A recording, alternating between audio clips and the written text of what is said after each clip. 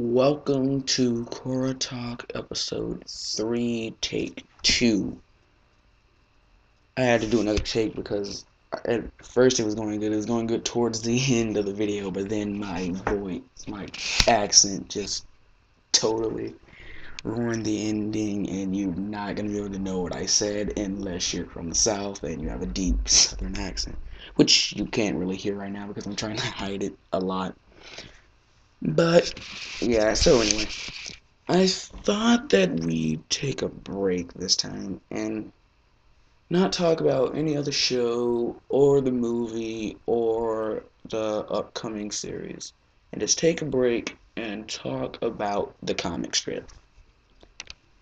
Okay, believe it or not, there is a comic strip, Avatar: The Last Airbender comic strip, that takes place after the last episode of the series. And when I saw this, I was like, oh my god, I can't wait to read this. Got home, started reading, and it was everything you expect it to be. There are a lot of things that happen in this first book. There are two books. I read the first one. I really need to read the second one, but I can't get the second one because I'm having some trouble getting some stuff in. But anyway, the Earth King comes back after whatever happened to him? You know, the Earth King, whatever happened? I remember Aang and the gang were on Appa flying away. Aang got zapped with lightning, and that's the last we ever saw of the Earth King in the show, which was weird. But anyway, in the comic, apparently he's back in power. And they throw a big party for the peace, and everything's going on, and it's happy times, it's good times. But, well, not really, but. And something else happens. So they're evacuating all of the Fire Nation colonies because during the war, the Fire Nation started a few colonies in the Earth Kingdom. Since the war's over, they gotta get rid of everything that the war started and just send those people back home. So Aang and the gang go down and they're like, you guys have to go home. But these two guards show up. And they're like, no one is allowed in here, not even the Avatar. So they have their little fight. Aang's obviously winning. But then Zuko comes in, grabs Katara, puts her in some sort of headlock or whatever. And then Aang's like, let her go. Then Zuko's like, no, you're hurting my guards and I'm supposed to protect the people of the Fire Nation.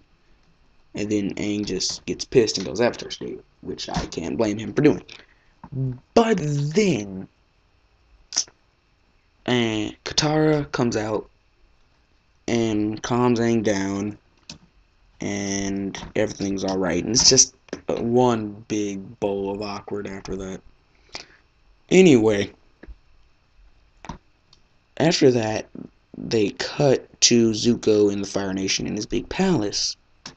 And Zuko's upset. He's yelling at his guards because since the end of the series, there have been like 3 attempts of people trying to kill him. So he's upset about that. So, Ty Lee comes in. You remember Ty Lee. If you don't, she's one of Azula's assistants, remember, in the second season. Yeah, so after that, she comes in and she's like, you need some bodyguards.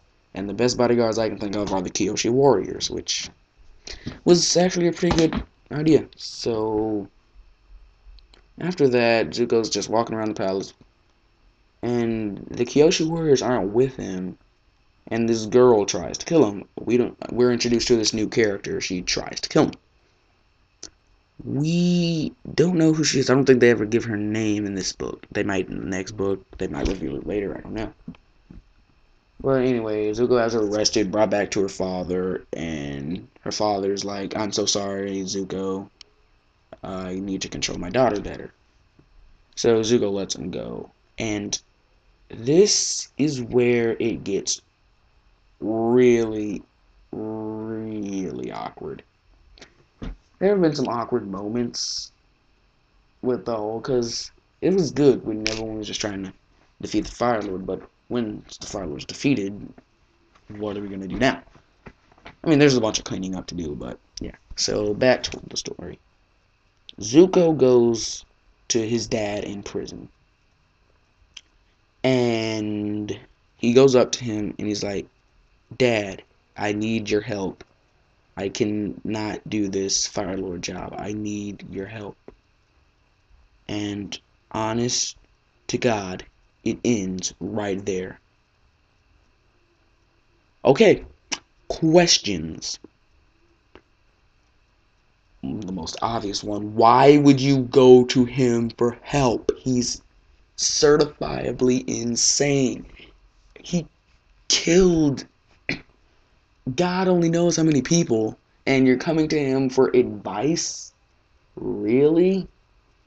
Slowly, Zuko is making Aang go good on his promise. I'm so serious.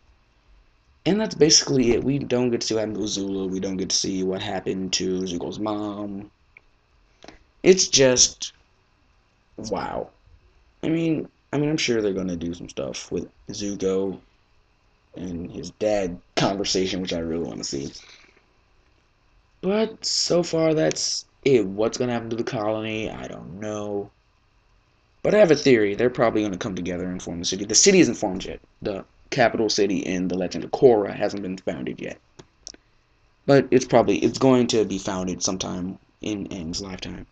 Aang and Zuko's.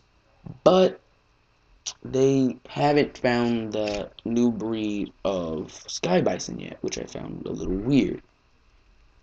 If you know what I'm talking. Wait, have I talked about that yet?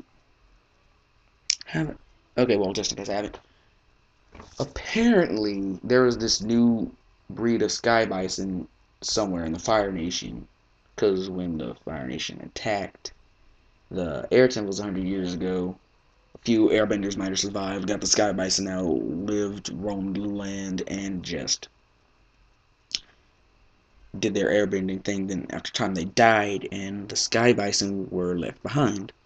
So to keep themselves from going extinct, they had to integrate a new species in their society and come up with this half sky bison, half something else mix. I don't know what the other thing is that they introduced to the species is, but they can still fly. The offspring can still fly, which is pretty awesome. Just in case I haven't talked about that. If I have and I forgot, just in case. But yeah, that's what I thought about the comic. And next time, we're going to be doing individual characters in The Legend of Korra. Because there's a lot of stuff. Aang's son, his wife, their kids, Korra's brothers. It's a mess. I'm pretty sure. Oh, the villain whose name we don't know. I think they've revealed his name. I just can't think of it right now. If you know his name, the villain with the mask's name in the trailer, just put it in the comments. I would appreciate that. And, well, what do I have to say overall to close this off? To close this off, uh, basically, you're watching the show. You see the very last episode. They kiss. The thing pans up. The end. Wait like 7 years for the announcement of Legend of Korra. You pee your pants. Go to school. Tell all your friends. Go home. Try to see if there are any more previews. Wait a month. There's another preview. Scream like a girl. Pee your pants. See the preview with the release date on it, April 14th. Pass out. And this comic was definitely a sneak peek before the series came out. I'm glad I read it. I'm going to try to get the next one, which I probably can do, but well, that's my opinion on everything and what happens. That's me signing off. See ya next time.